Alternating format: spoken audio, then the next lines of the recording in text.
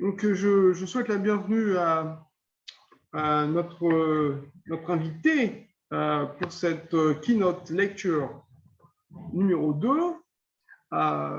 Monsieur François Mandin, qui est de l'Université de Nantes, qui nous rejoint donc dans ce congrès international. Monsieur François Mandin est un spécialiste du droit du travail. Il est enseignant, maître de conférence à l'Université de Nantes, comme je l'ai indiqué. Il enseigne au sein de différents masters, aussi bien à l'UFR STAPS, donc sciences et techniques des activités physiques et sportives, que de l'UFR droit et sciences politiques. Il est membre du Centre de droit maritime et océanique, qu'il a d'ailleurs dirigé entre 2017 et 2021.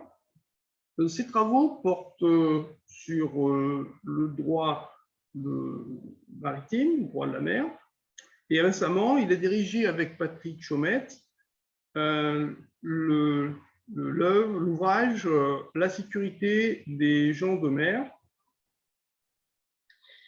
et également édité avec Alexandre Charbonneau et Olga Fotinopoulou Bassouko, le livre Le travail et la mer, Liber Amicorum, en hommage à Patrick Chaumette.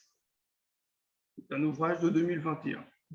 Donc je vais passer au portugais, juste pour faire une introduction dans la langue la plus utilisée par notre audience, nos inscrits. Donc, queria dar boas-vindas a professor François Mandin, docente da Universidade de Nantes. Professor François Mandin é especialista em direito do trabalho, é docente na categoria maître de conférence da Universidade de Nantes, leciona em vários mestrados, nomeadamente na faculdade ligada a ciências técnicas aplicadas às atividades físicas e desportivas, e também na faculdade ligada ao direito e às ciências políticas. É membro do Centro de Direito Marítimo e Oceânico, que dirigiu entre 2017 e 2021. Os trabalhos que fez tocam o direito marítimo e, recentemente, dirigiu com Patrick Chaumette a obra A Segurança das Pessoas no Mar, tradução on the spot, e também editou com Alexandre Charbonneau e Olga Fotinopoulou Bassouko o livro O Trabalho e o Mar, Liber Amicorum, homenagem a Patrick Chaumette, também tradução on the spot. Portanto, é um prazer recebê-lo, ainda por cima, nesse dia que é o Dia Mundial dos Oceanos, em que todo o nosso congresso tem uma atenção particular à esta thématique. Donc, je termine en souhaitant encore une fois la bienvenue à M. François Mandin, et en particulier en rappelant l'intérêt de cette thématique. Aujourd'hui, la journée mondiale des océans est une journée consacrée durant notre congrès à cette problématique. Donc, merci beaucoup. Votre intervention, j'allais oublier de le mentionner, mais c'est très important, bien sûr, a pour titre l'humanisation du travail en mer. Donc, o título da intervenção é a humanização do trabalho no mar.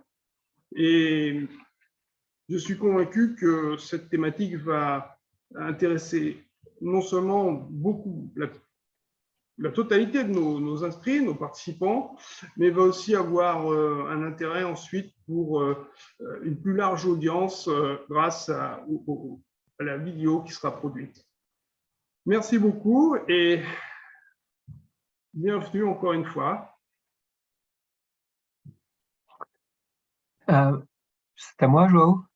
Bien sûr. Merci, merci Joao. Bonjour à toutes et à tous. Joao a pris un ton un peu formel pour me présenter. Nous connaissons depuis longtemps et je suis très heureux d'avoir été invité et qu'il m'a invité pour participer à cet événement. Je voulais le remercier, mais également remercier tous les organisateurs de votre colloque consacré à l'action humanitaire et à la coopération au développement. Joao, enfin, dans le cadre de nos échanges, il m'a été demandé de réfléchir à la question de l'humanisation ou de l'humanité et du travail à bord des navires. Alors, cette question de l'humanité, du travail à bord des navires est une thématique importante dans le champ du travail maritime et plus largement des activités maritimes. Cela tient au fait que lorsque l'on est en mer, on est soumis au péril de la mer et qu'en cas de naufrage du navire, on peut malheureusement décéder, disparaître. Et donc, en cas de péril, de danger de mer, il faut pouvoir se porter secours et donc être solidaires les uns des autres. Et probablement que ce mécanisme de la solidarité, ce mécanisme de solidarité est au cœur en fait de la sauvegarde et de la vie humaine en mer. Il y a un texte international, la convention SOLAS, S-O-L-A-S, qui traite de la sauvegarde et de la vie humaine en mer. Donc on voit bien ici que ce rapport au risque maritime est intimement lié à la question de l'humanité. Cette question de l'humanité, depuis plusieurs années, on en entend parler à travers, et malheureusement, à travers la question des migrants. Mais ce ne sera pas l'objet de mon propos, cette question des migrations maritimes, qui renvoie aussi à des questions de l'action humanitaire. Mon propos va traiter de l'humanité, mais au sens du travail à bord des navires, qui est tout aussi important.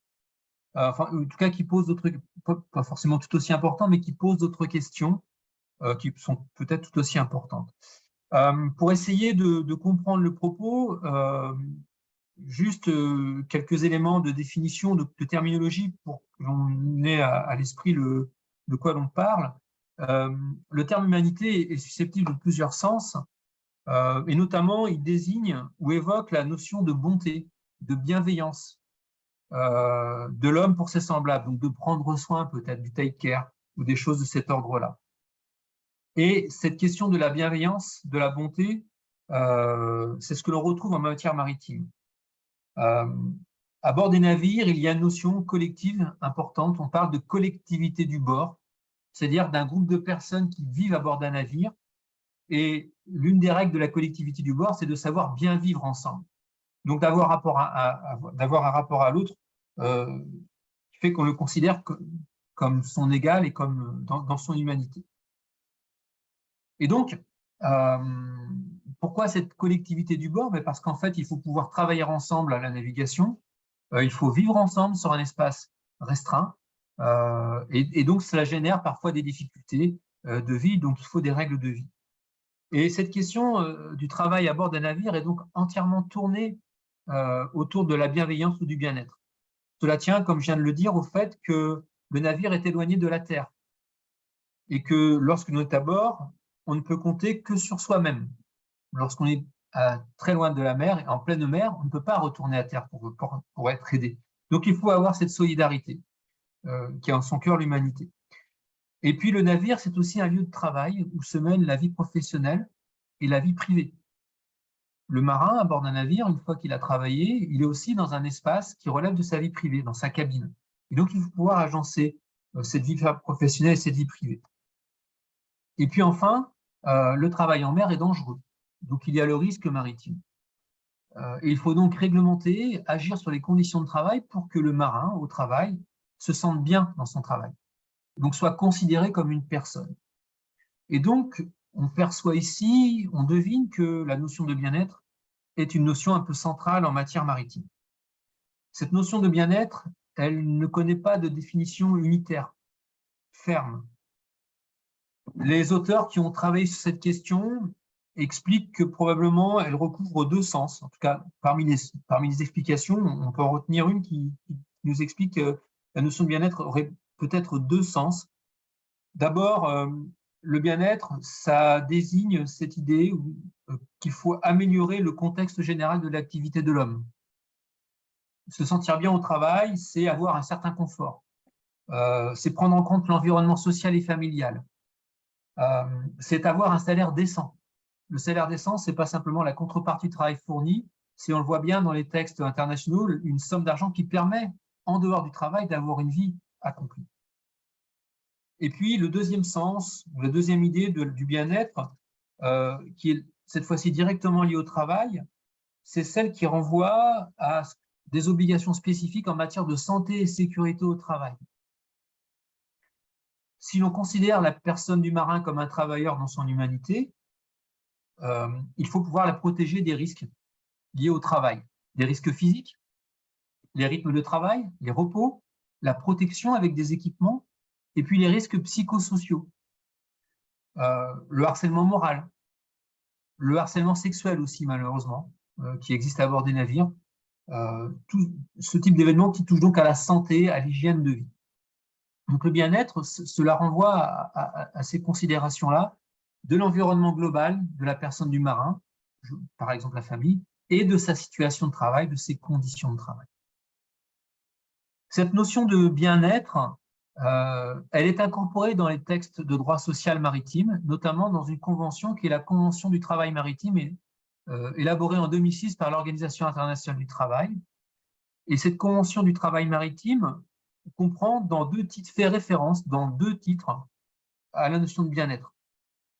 Dans un titre 3, qui est intitulé, vous comprendrez à travers le titre la raison pour laquelle ça fait référence au bien-être. Ce titre 3 parle de logement, d'alimentation, de services de table. Donc on est bien sur l'environnement du travail.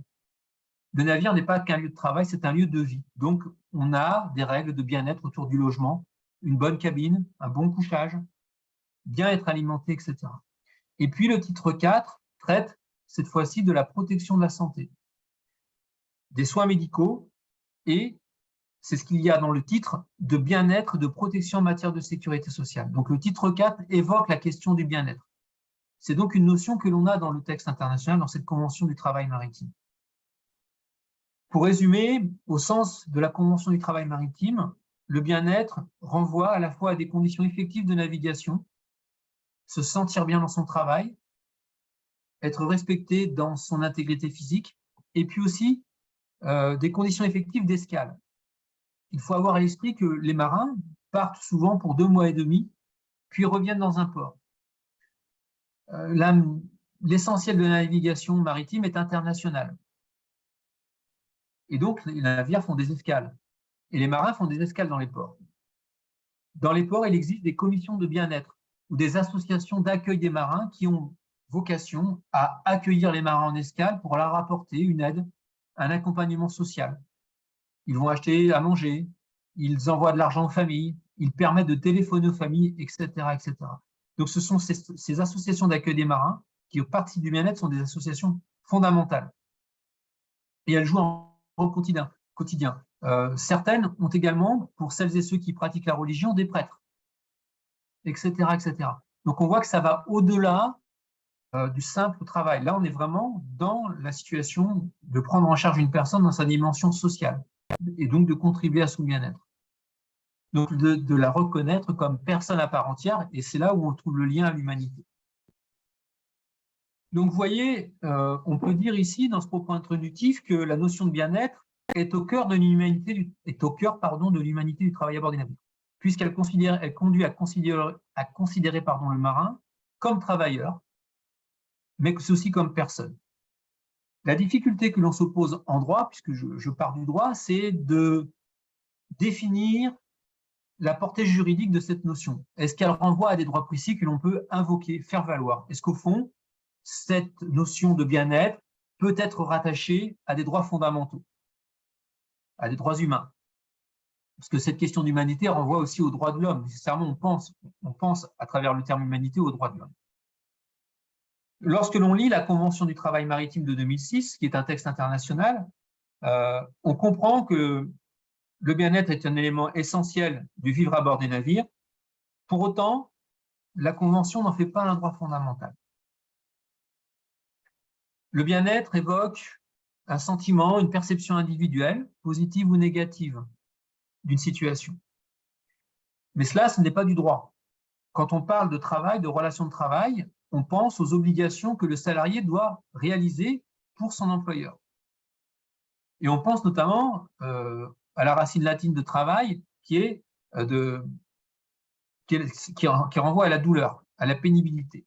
Et le droit du travail s'est construit d'ailleurs pour organiser la protection du travailleur. Et donc, un droit qui fixe et précise les conditions de travail. Donc, juridiquement, le bien-être, s'il a un contenu juridique, la notion de bien-être, c'est un contenu juridique, c'est en référence aux conditions dans lesquelles le travail est réalisé. La sécurité et la protection des travailleurs, dans leur dimension physique et mentale. Et puis, autre élément, dans la Convention, le bien-être renvoie également à l'idée d'un travail décent. On trouve ce lien dans la Convention à travers notamment les salaires, et plus largement encore à celle de dignité. Et le bien-être au travail décent, en fait, en réalité, je vais essayer de vous montrer tout à l'heure, on peut les lire, les comprendre comme étant des éléments du concept de dignité que l'on a dans certains textes internationaux, notamment la Déclaration universelle des droits de l'homme. Et le concept de dignité a un sens juridique assez précis.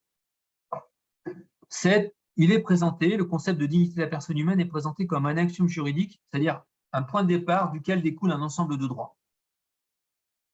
La conférence de Philadelphie de 1944, qui redéfinit les buts de l'OIT, prévoit ainsi que tous les êtres, je cite, tous les êtres humains, quelle que soit leur race, leur croyance ou leur sexe, ont le droit de poursuivre leur progrès matériel et leur développement spirituel dans la liberté et la dignité, dans la sécurité économique et avec des chances égales. Ce texte de Philadelphie a permis de redéfinir les missions de l'OIT. Donc on voit bien le lien entre dignité, travail et humanité qui est établi ici. Donc il y a nécessairement une corrélation qui s'établit. Et cette question de la dignité, on la retrouve dans d'autres textes internationaux, notamment dans les pactes internationaux des droits civils et politiques, dans le pacte international des droits sociaux et économiques.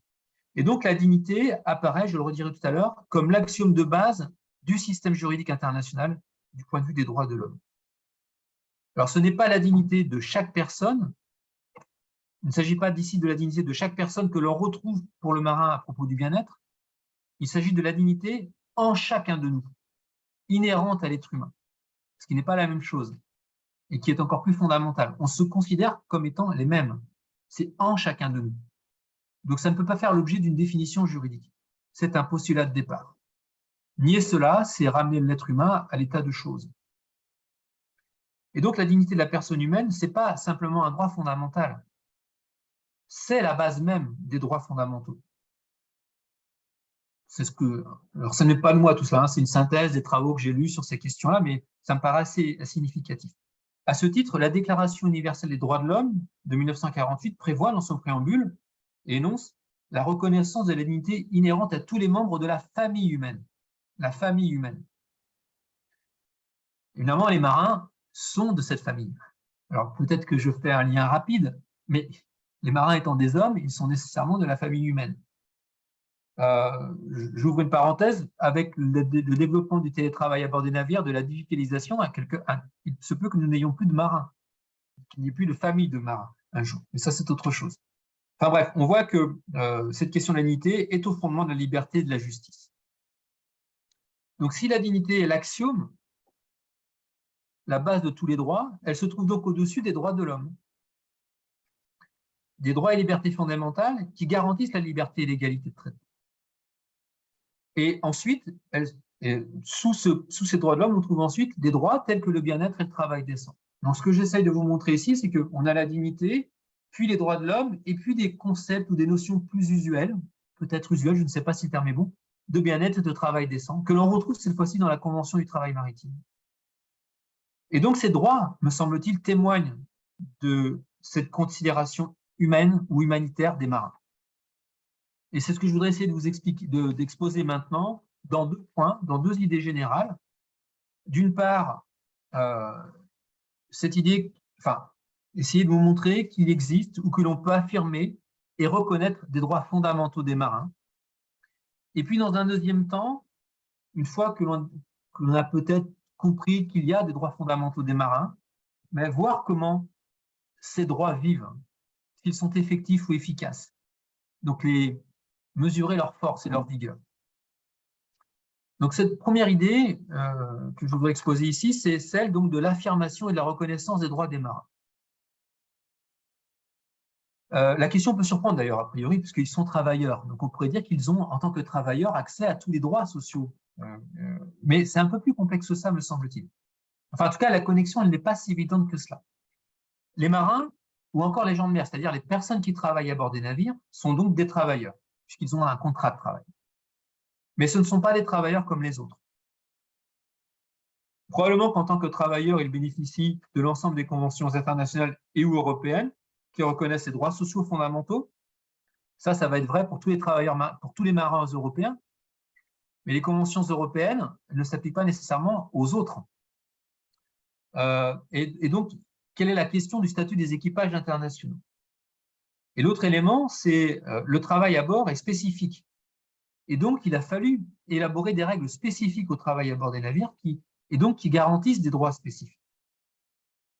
Et quand on interroge la question de la reconnaissance des droits des marins d'un point de vue fondamental, il convient, me semble-t-il, d'aborder deux choses. D'abord, quel est ce caractère fondamental des droits des marins? Et puis ensuite, quel est le lien de ce droit fondamental propre aux marins avec les conventions internationales qui reconnaissent les droits sociaux fondamentaux? Sur cette première sous-idée du caractère fondamental mais spécifique du droit des marins.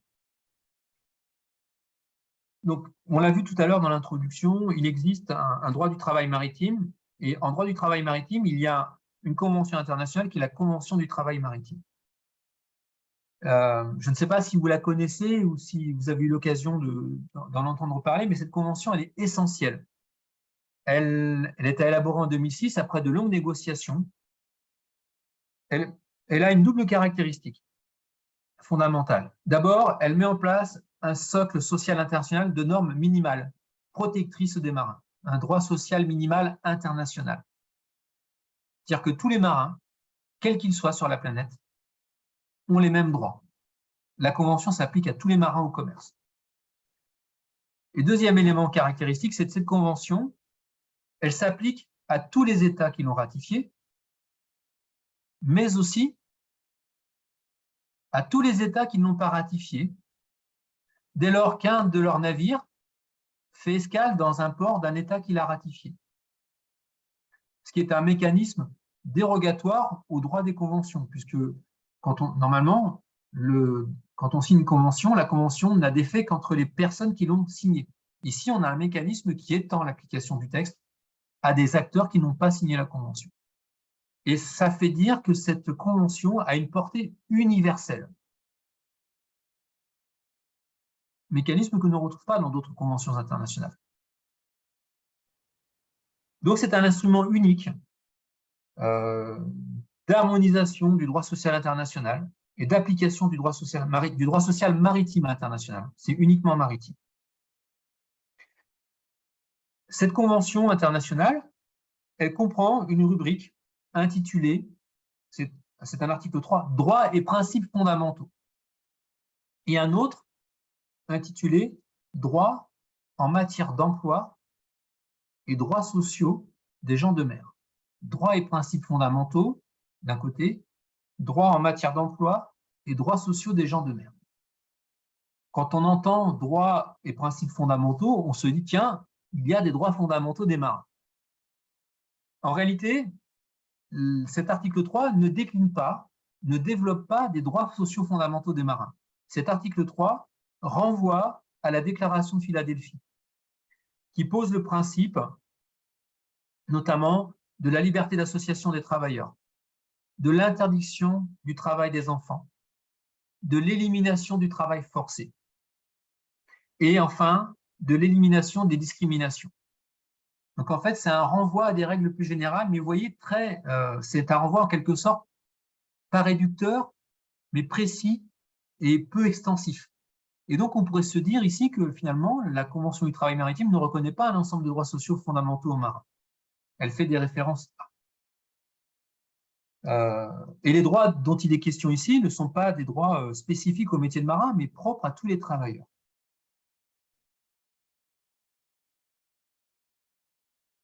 Malgré tout, cette référence est essentielle parce que l'on comprend que les marins font l'objet d'une protection. En fait, il faut aller un peu plus loin dans la Convention du travail maritime pour toucher du doigt, pour aborder ce rapport à l'humanité. Et on perçoit cette question d'humanité lorsque l'on s'intéresse au contenu de l'article 4, droit en matière d'emploi et droits sociaux. Parce que cet article 4, en fait, traite du bien-être, du travail décent, du bien-être à bord des navires, du travail décent, ou encore des conditions d'emploi équitables. Alors, pourquoi je dis qu'ici on touche à l'humanité? Parce que quand on parle de bien-être, ça veut dire qu'on prend en compte la personne. On a à l'esprit d'avoir des règles qui s'attachent à la personne en tant que telle. Penser au bien-être d'une personne, c'est, me semble-t-il, être bienveillant à l'égard d'eux, prendre soin de quelqu'un. Sinon, ça ne veut rien dire. Et donc, de manière assez paradoxale, les éléments qui seraient de nature fondamentale, qui renverraient aux droits fondamentaux, sont dans cette rubrique-là, qui n'est pas qualifiée de droits fondamentaux. Je ne sais pas si je m'exprime bien. Il y a un texte qui parle de droits fondamentaux, mais qui ne sont pas, finalement, qui sont des droits communs à tous les marins. Et là où se logeraient les droits fondamentaux, on ne les qualifie pas de tels. C'est ce que j'essaie de vous montrer.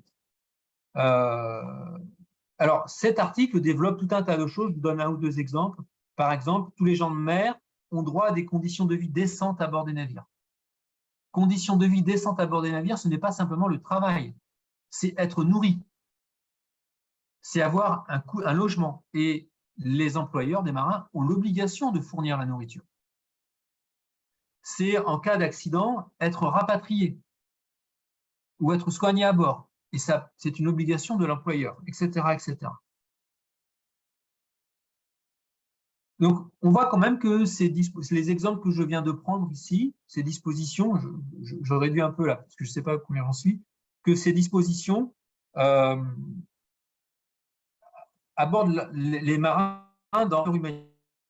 Même si la Convention du travail maritime ne les qualifie pas de droits fondamentaux, on perçoit bien qu'ils sont au fondement même du droit maritime. C'est-à-dire qu'il ne peut pas y avoir de travail à bord s'il n'y a pas cette considération humaine. Et on en revient au concept de solidarité que j'avais en introduction. Il faut être solidaires les uns des autres, et c'est ce qu'on appelle la collectivité du bord.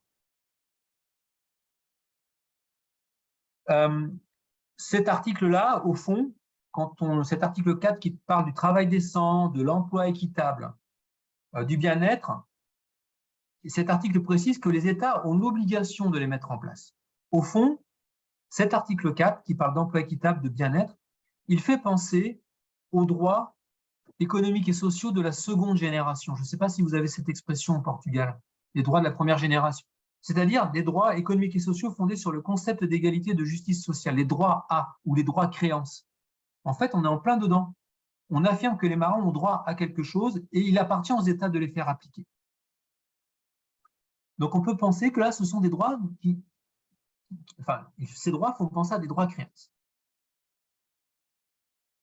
Donc, la MLC, de manière peut-être implicite, reconnaît finalement un ensemble de droits A constitutifs, si on compare la MLC à la Déclaration universelle des droits de l'homme, à des droits sociaux fondamentaux. Et donc, on aurait bien des droits sociaux fondamentaux des gens de mer dans la Convention du travail maritime.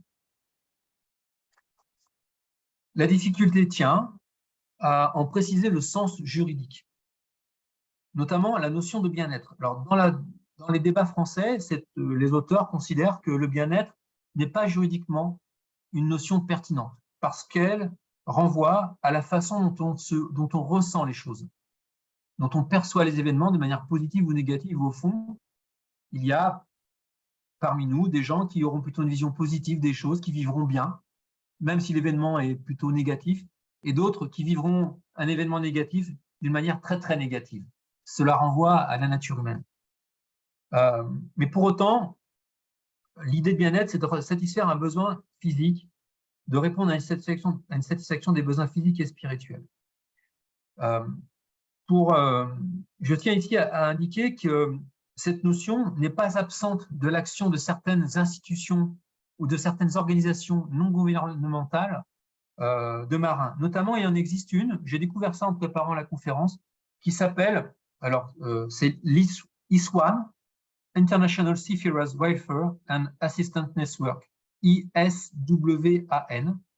Et cette organisation non gouvernementale britannique, en fait, vous pourrez trouver le lien, produit un ensemble de documents à destination des marins et des marins internationaux. Et c'est très intéressant parce que les documents, ce sont comme des petits livres didactiques d'apprentissage. Par exemple, si on est stressé, si on souffre psychologiquement, comment apprendre à respirer pour se détendre. Et donc, il y a plein de petits conseils comme cela. On est complètement dans l'humanité, je trouve, ici. Il y a d'autres brochures, d'autres documents qui expliquent comment faire du sport. Comment, physiquement, à bord du navire, avoir une activité physique pendant les temps de pause pour se sentir en forme, pour faire partir le stress. Et je trouve qu'ici, on est au cœur de la question d'humanité à bord du navire. On va au-delà du droit, mais c'est bien ce qui désigne cette dimension humanitaire, me semble-t-il. Donc, on voit qu'au sens concret, on voit très bien ce que désigne le terme bien-être. Au sens juridique, c'est un peu plus compliqué. Probablement, le bien-être renvoie en fait à de bonnes conditions de travail, c'est-à-dire à une organisation du travail à bord des navires.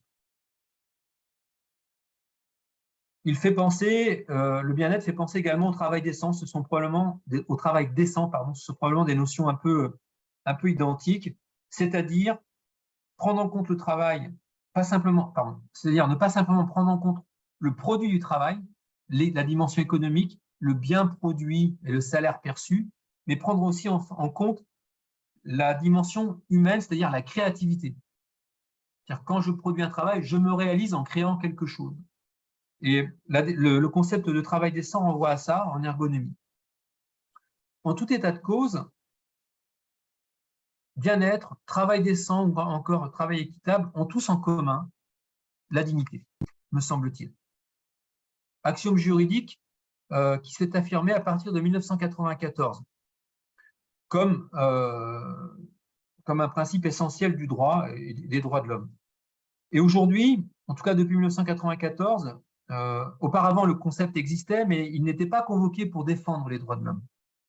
Il a été à partir de 1994 et ce concept apparaît précisément quand les droits de l'homme tels que les droits fondamentaux et que l'on a dans les déclarations universelles ont été ne suffisent plus à protéger l'individu, sa liberté ou sa vie privée.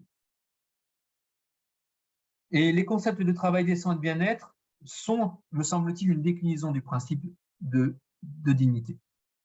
La question maintenant, c'est le deuxième point de cette première partie, c'est de voir comment s'articule ou peut s'articuler ce bien-être avec les autres conventions internationales.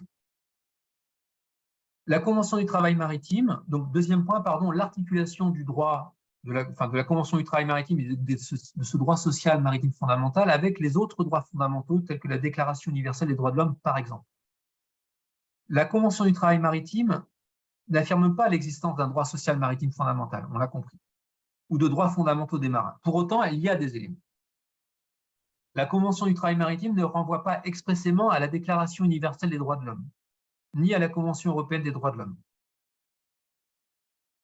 Alors, ce silence s'explique en fait, me semble-t-il, c'est parce que la Convention du travail maritime a une portée internationale. Si elle ne se référait qu'au texte européen, elle oublierait une partie des équipages et pourrait créer une sorte de rupture dans l'accès au droit. Je ne sais pas si je m'exprime de manière correcte ici, mais c'est l'idée que le silence de la Convention du travail maritime sur l'application express de certaines conventions internationales ou de certaines conventions européennes s'explique par le fait qu'elle s'adresse d'abord à des marins qui font une activité internationale. Et donc, elle ne peut pas ramener le marin au seul texte du droit européen, même si après, il peut avoir une portée plus internationale. Donc, la Convention du travail maritime a nécessairement une dimension internationale. Pour autant, la Convention du travail maritime renvoie à des textes internationaux. Elle renvoie notamment aux principes fondamentaux énoncés dans des conventions internationales telles que, par exemple, la Convention numéro 29 de l'OIT sur le travail forcé, ou encore la Convention numéro 101 sur la discrimination. Je donne 2 exemples. Par ailleurs, la Convention du travail maritime souligne l'importance du respect des droits fondamentaux et précise notamment que les marins doivent jouir, au-delà des instruments de l'OIT en matière de travail maritime et donc de droits sociaux fondamentaux, des libertés et droits fondamentaux, je cite, des libertés et droits fondamentaux reconnus à toutes les personnes. Donc dans la MLC, il y a bien cette idée que les marins ne sont pas que des marins, mais ce sont aussi des personnes qui peuvent bénéficier d'autres droits fondamentaux et qui donc ils peuvent s'en prévaloir. Mais la MLC ne dresse pas la liste de ces droits sociaux fondamentaux. Alors, il me semble qu'on peut prendre 2 exemples ici pour conclure sur cette première partie. Si la MLC ne dresse pas la liste des droits fondamentaux, on devine lesquels probablement s'appliquent. Notamment, à l'échelle internationale, on dispose aujourd'hui de la Charte internationale des droits de l'homme. Cette charte comprend 3 textes ou 3 documents juridiques, la Déclaration universelle des droits de l'homme, le Pacte international des droits civiques et politiques et le Pacte international des droits économiques et sociaux.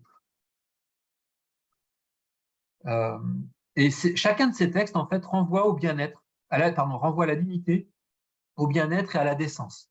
Et donc là, on voit bien la continuité des textes. Et on voit bien en quoi, finalement, les marins peuvent aussi s'appuyer sur ces textes pour défendre ou faire valoir leur humanité. Par exemple, le Pacte international des droits sociaux, des droits économiques et sociaux, qui est entré en vigueur en 1976. Alors, je ne vais pas tout reprendre là, parce que ça pourrait être long, mais énonce dans son article 13.1 que les États parties conviennent que l'éducation doit viser au plein épanouissement. Alors, pour ça, j'ai retenu ce texte, que l'éducation est un des éléments du Congrès. Et donc, que le marin, c'est quelqu'un d'éduqué, que l'éducation doit viser au plein épanouissement de la personnalité humaine et du sens de la dignité.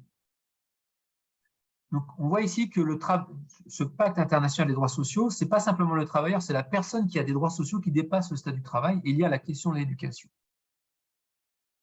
Et donc, en définitive, on voit ici que les marins, en tant que marins, mais au-delà, en tant que personnes,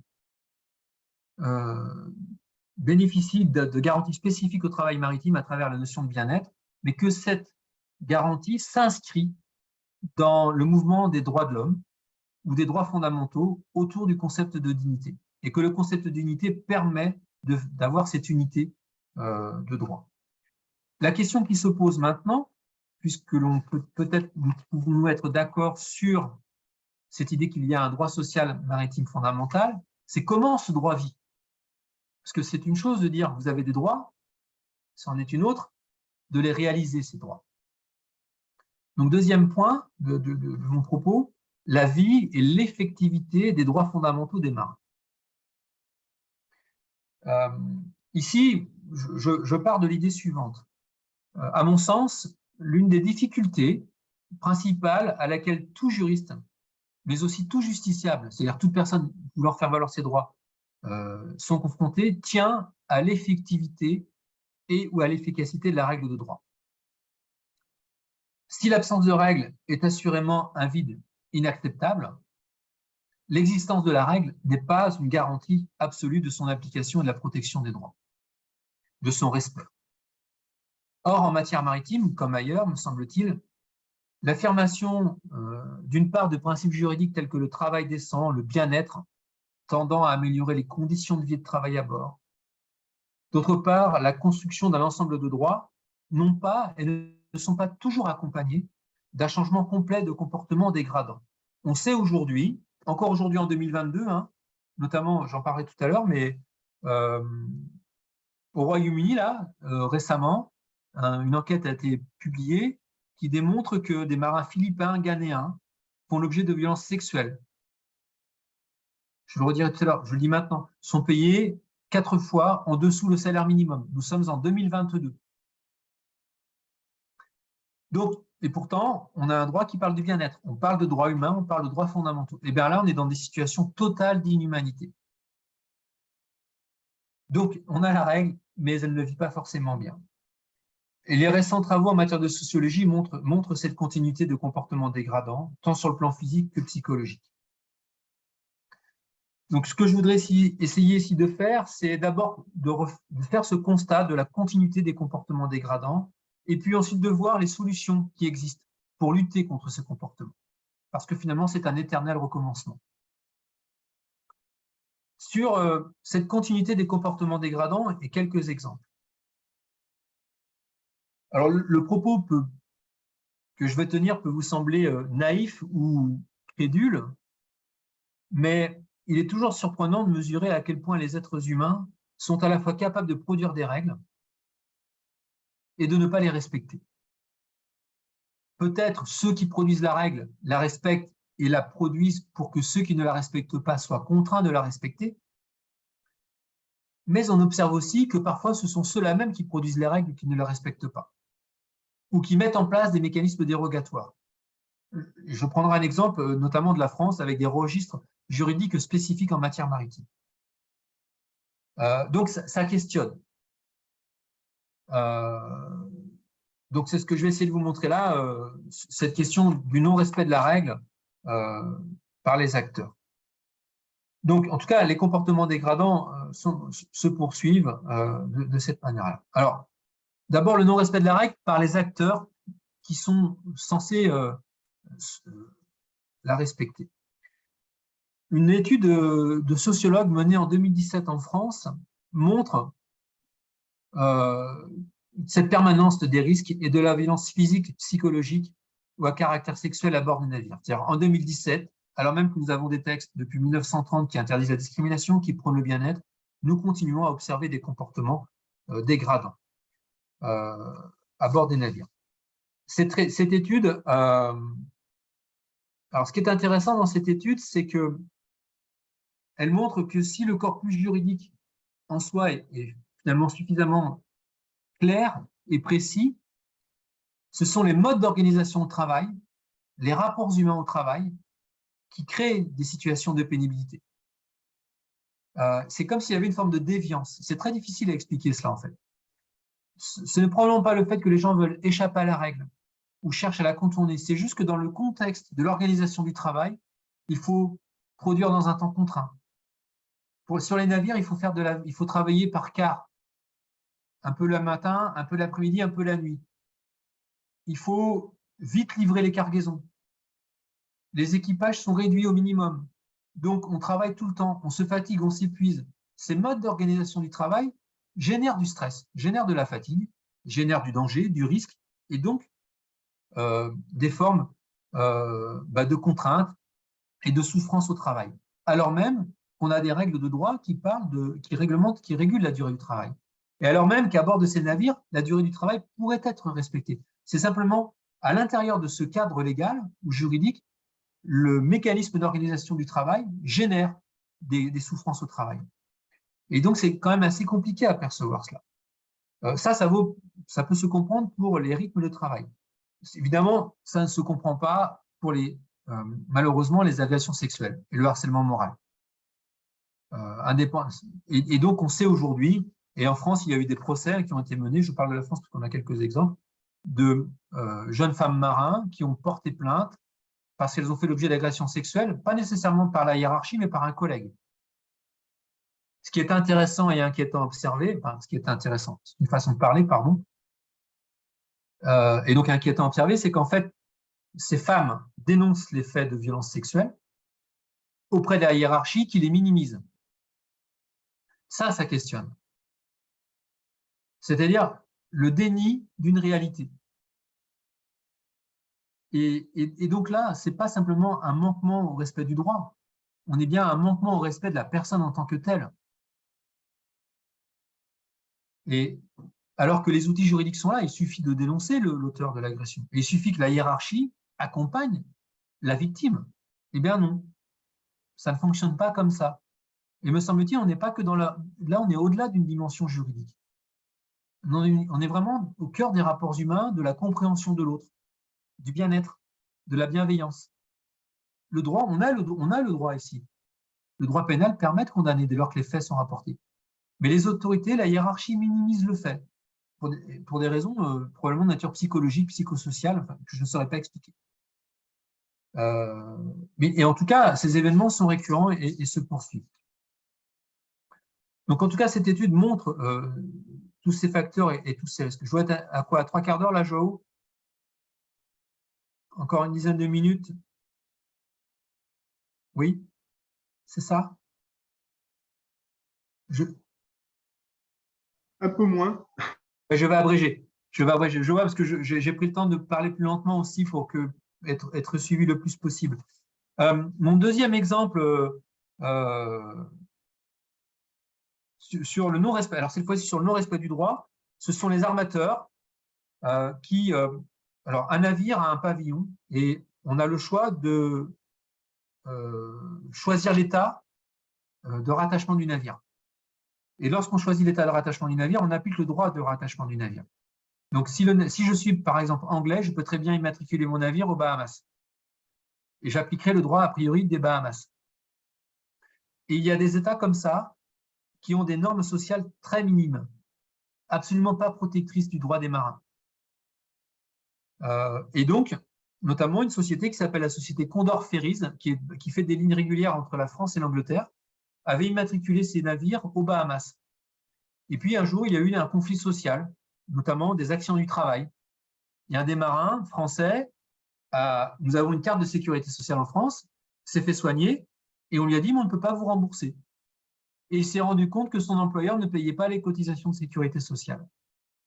Parce que le navire était immatriculé aux Bahamas, qui n'applique pas le même droit. Et ça, c'est un déni de droit pour le coup. Parce que le choix des Bahamas, c'est précisément pour appliquer la règle sociale la moins contraignante. Et là, on a une atteinte fondamentale des droits humains. C'est-à-dire que ce marin n'a pas eu accès à des soins. Donc, on retrouve bien la question d'humanité à travers cet exemple. Il y a eu un procès, ils ont gagné. Donc, tout à l'heure, je vous ai pris l'exemple de ces marins à la pêche en Angleterre qui faisaient l'objet de violences sexuelles, donc je n'y reviens pas. C'est terrifiant. Et dernier point, c'est la crise sanitaire. Le Covid, plus de 200 000 marins ont été bloqués pendant la période sanitaire, ce qui a été un désastre humanitaire, en fait, puisque normalement, ils devaient rester 2 mois et demi en mer, et certains sont restés jusqu'à 1 an, sans pouvoir revenir chez eux. Il y avait des escales, mais ils n'avaient pas le droit de descendre des navires. Et les armateurs et les États n'organisaient pas nécessairement le rapatriement pour des raisons sanitaires. Donc là, il y a eu un vrai mal-être social avec des vraies difficultés d'ordre psychologique et un suivi psychologique des marins derrière. Mon deuxième exemple, c'était le rôle des États. Très rapidement, en France, on a un système juridique qui facilite, qu'on appelle le registre international français. C'est un registre qu'on appelle registre BIS. Donc, en fait, les navires ont un statut particulier et ça permet d'avoir des équipages internationaux. Et à bord de ces navires-là, en fait, les équipages, il y a des membres de l'équipage, des marins qui sont européens, donc ils bénéficient complètement du droit social européen. Et puis, il y a une partie de l'équipage qui est non européen et auquel on n'applique pas les mécanismes, par exemple, de protection sociale européenne. C'est un système parfaitement légal, fondé sur la distinction européen-non européen, mais c'est quand même un système qui pose question, parce qu'à bord d'un même navire, on a des acteurs qui ont des droits différents. Alors oui, ce registre international français respecte la Convention du travail maritime, donc applique bien le droit social maritime international minimal, mais on est capable de reproduire des distinctions et des discriminations à partir du critère de l'Europe, en fait. J'y vois, moi, là, personnellement, une grande hypocrisie, mais c'est un point de vue personnel. Alors, ça s'explique par les limites du droit, par la territorialité, mais quand on pense à la notion d'humanité, on voit que parce que je ne suis pas européen, je n'aurai pas la même protection sociale, et pourtant je travaille à bord du même navire, je suis payé. Bon, ça questionne. Donc, vous voyez ici à travers ce premier point que l'effectivité des droits n'est pas si réelle que ça. Il y a des manques, il y a des espaces où les droits ne sont pas respectés. Donc, dernier point, quelles sont les solutions proposées aux marins? deux exemples pour finir. J'en laisse un de côté. D'abord, la Convention du travail maritime permet aux États de contrôler les navires. Les navires étrangers qui viennent dans un port français, l'État français peut les contrôler. Et s'il apparaît que ce navire étranger qui fait escale dans un port français ne respecte pas les droits des marins, par exemple, n'a pas les contrats de travail, ou que les marins portent plainte à bord, et qu'il apparaît qu'il y a un non-respect des règles de droit social, alors l'autorité française est en mesure, et ça pourrait être les Italiens, les Portugais, les Espagnols, ces autorités administratives étatiques ou brésiliennes, sont en droit d'empêcher le navire de repartir, tant que l'employeur ne respecte pas les droits sociaux fondamentaux. Et ça, c'est dans la Convention du travail maritime. Donc, c'est quand même un outil très fort. Les États jouent le jeu pour garantir les droits des marins, et ça permet aussi, sur un plan économique, de mettre au même rang, comment dire, de ne pas créer de distorsion de concurrence, de rupture de concurrence. Les syndicats jouent également un rôle en dénonçant le comportement des acteurs. Et enfin, les juges. Je terminerai par les juges, le rôle des juges. Les juges aujourd'hui, dans le droit social maritime international, sont confrontés à des questions toutes simples. Le marin travaille sur un navire qui est en France, mais ce navire a comme loi de rattachement les Bahamas. En toute logique, on devra appliquer les lois des Bahamas. Ces lois des Bahamas sont moins protectrices que le droit français. Mais puisque le navire est rattaché à cette loi, on devrait. En fait, on sait que le rattachement du navire à la loi des Bahamas est un simple montage fiscal, juridique, social, pour échapper à des règles contraignantes. Et donc, les juges, ils procèdent de manière simple, mais c'est très efficace. En fait, ils ne tiennent pas compte du rattachement à la loi, mais ils tiennent compte du lieu d'exploitation du navire. Donc, si le navire est rattaché à la loi des Bahamas, mais est exploité en France, alors c'est le droit français qui est appliqué. Et donc, les juges, en fait, démontent les mécanismes juridiques et vont voir ce qui se passe concrètement sur le terrain. Et cet examen des situations concrètes de travail permet aux marins de faire valoir leurs droits. Et les syndicats ici sont particulièrement actifs pour aider les marins à monter des dossiers et à aller en justice. C'est vrai dans le commerce international et c'est vrai notamment dans ce qu'on appelle la grande plaisance, le yachting, les grands yachts de riches propriétaires, où là, il y a parfois des abus dans le manquement au droit du travail. Donc, voilà ce que je voulais vous dire. Vous montrer ainsi donc, cette espèce de parallèle, pas de parallèle, pardon, mais il y a des droits sociaux fondamentaux, peut-être pas définis comme tels, mais on voit bien les liens à travers le concept de dignité. Et puis ensuite, il y a cette réalité de l'exercice des droits, l'effectivité des droits. Il y a des comportements qui se poursuivent et puis on a quand même des outils à travers le droit pour faire valoir ses droits et obtenir justice. Voilà, je vous remercie. Merci beaucoup François, merci beaucoup pour cette intervention vraiment très complète, une excellente synthèse. Muito obrigado por esta intervenção. Foi muito completa, foi uma síntese particularmente bem conseguida. Je n'ai pas le temps, on n'a pas vraiment le temps de poser des questions en ce moment, mais j'ai informé nos inscrits qu'il serait possible d'envoyer des messages vers le mail du Congrès pour qu'elles soient ensuite retransmises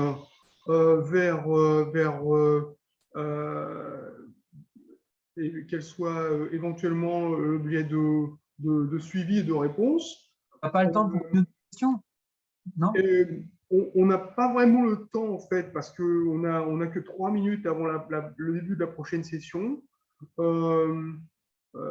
Não temos tempo para questões por causa da nossa agenda, que é muito apertada, e temos o início da sessão dentro de 3 minutos. Talvez haja aqui... Non, há questões. En fait, il n'y a pas de questions non plus qui sont arrivées par le chat. Donc, on va faire comme ça. Donc, c'est une keynote lecture. Donc, c'est une une intervention magistrale et je pense que ça sera vraiment intéressant également d'avoir un suivi ensuite des questions, mais il n'y aura pas de débat en ce moment. D'accord. Écoute, merci.